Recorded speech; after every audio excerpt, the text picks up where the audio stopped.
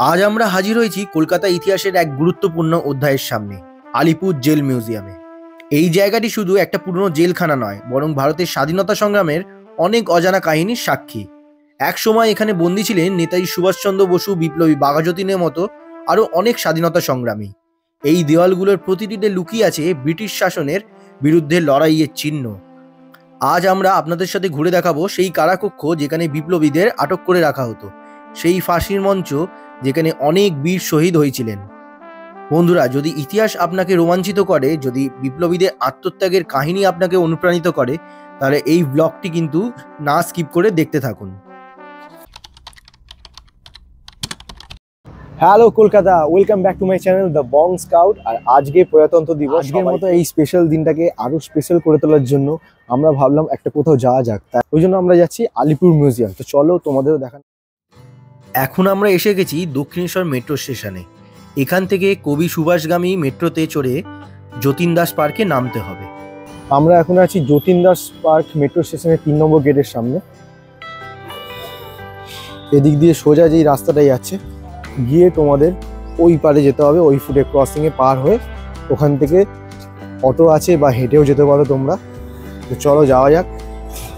সামনে auto stand দেখতে পাচ্ছ, এখান থেকে অটো আমরা ধরবো। অটোতে 10 টাকা করে নেবে।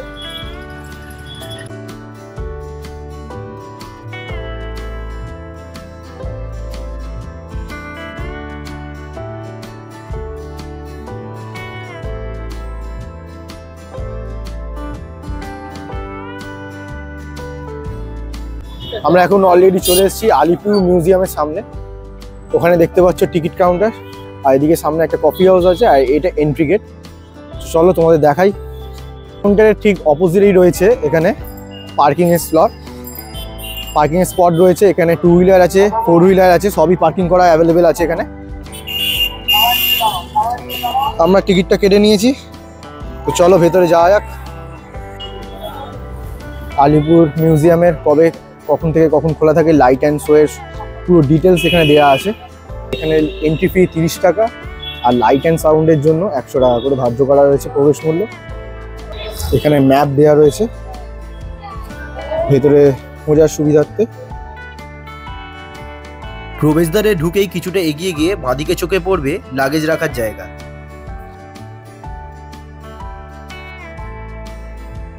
উনিশশো 6 সালে তৈরি হওয়া আলিপুর জেল বহু স্বাধীনতা সংগ্রামীর বন্দিদশার সাক্ষী। তবে 2019 সালে এটি একটি মিউজিয়ামে পরিণত করা হয়েছে, যাতে আমরা আমাদের অতীতের সংগ্রামকে আরও কাছ থেকে দেখতে পারি। আমরা সামনের দিকে যাচ্ছি, ওখানে নেতাজি সেল রয়েছে, নেহেরু সেল রয়েছে, তো ওগুলোই তোমাদের দেখাবো। চলো। তো বাঁদিকে এই রাস্তাটা চলে যাচ্ছে, এর মধ্যে রয়েছে ফাঁসির মঞ্চ, Nehru cell, Netaji cell. Alipur jail মিউজিয়ামে অন্যতম গুরুত্বপূর্ণ অংশ হলো এই ফাঁসির মঞ্চ, যেখানে ব্রিটিশ সরকার বহু স্বাধীনতা সংগ্রামীকে মৃত্যুদণ্ড দিয়েছিলেন। এই স্থানটি ভারতীয় স্বাধীনতা আন্দোলনের এক নীরব সাক্ষী, যেখানে ব্রিটিশ শাসনে নিষ্ঠুরতা প্রকাশ পেয়েছে। এই জানলা দিয়েই বন্দীদের সেই নির্মম হত্যা সচক্ষে দেখানো হতো, যাতে তাদের মধ্যে ভয় সৃষ্টি করে পরবর্তীকালে তারা কোনো স্বাধীনতা সংগ্রামী কার্যকলাপের সাথে যুক্ত না থাকতে পারে, সেই চেষ্টা করা হতো। আর এই সেই অটপসি রুম, যেখানে সেই পাশবিক অত্যাচারিত বিপ্লবীদের মৃতদেহগুলোকে ময়নাতদন্তের জন্য আনা হতো, যা উপলব্ধি করে গা শিউরে ওঠার মতো।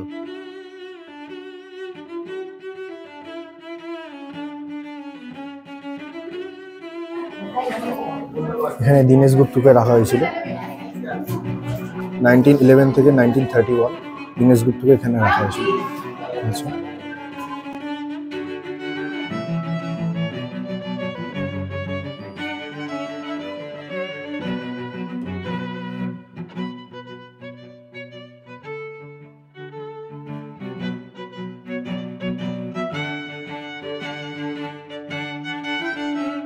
এখানে নেতাজি কক্ষ, বিধানচন্দ্র রায় কক্ষ, এগুলো আজকে কাজের কারণে বন্ধ আছে, দেখতে পাচ্ছ। চলো, কিছু করার নেই, অন্য দিকটা যাওয়া যাক। এখন আমরা এমন একটা স্থানে এসে উপস্থিত হয়েছি, যেখানে ভারতের প্রথম প্রধানমন্ত্রী জওহরলাল নেহরু ব্রিটিশ শাসনের বিরুদ্ধে লড়াই করতে গিয়ে বন্দী ছিলেন। এটি ছিল সেই সময়কার একটি নির্জন কক্ষ, যেখানে নেহেরু দেখিয়েছিলেন দেশের স্বাধীনতা সংগ্রামের অগণিত সংগ্রামীদের মর্মান্তিক কষ্ট ও সংগ্রাম। 1921 সালে ব্রিটিশরা তাকে গ্রেপ্তার করে এখানে বন্দি করে রেখেছিলেন, আর ঠিক এই জায়গাতে বসে তার কন্যা ইন্দিরা গান্ধী তার জন্য অপেক্ষা করতেন।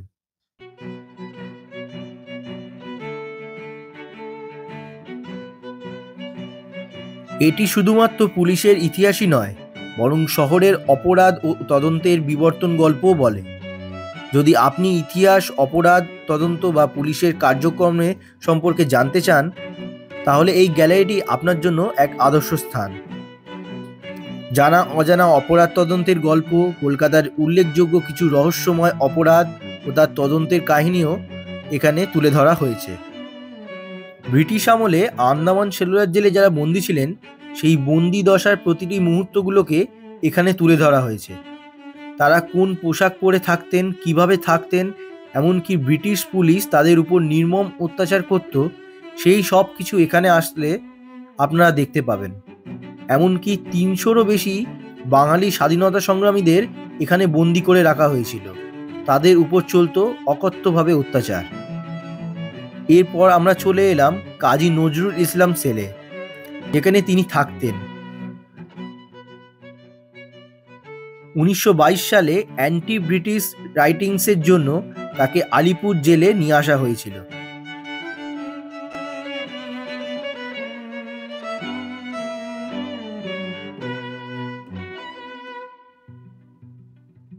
এখন আমরা ঘুরে দেখব সেই ঐতিহাসিক কারাগার ওয়ার্ডগুলো, যেখানে একসময় ভারতের স্বাধীনতা সংগ্রামের অনেক মহান নেতা ও বিপ্লবীদের বন্দি করে রাখা হয়েছিল।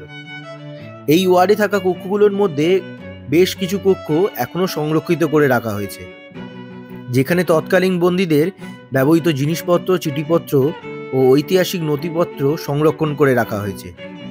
এছাড়াও এখানে এক বিশেষ গ্যালারি রয়েছে, যেখানে আলিপুর ষড়যন্ত্র মামলার ইতিহাস তুলে ধরা হয়েছে।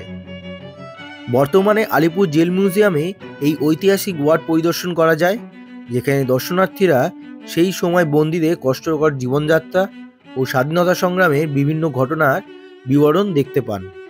এটা তাঁতকল পুরো এরিয়াটা, আর দেখানোর বেশি কিছু বাকি নেই, এটাই মনে হচ্ছে লাস্ট।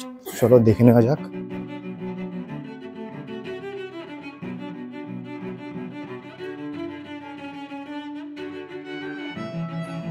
মন্দিরা এখানেই তাঁত বুনতেন, এখানেও দেখানো হয়েছে সেটাই।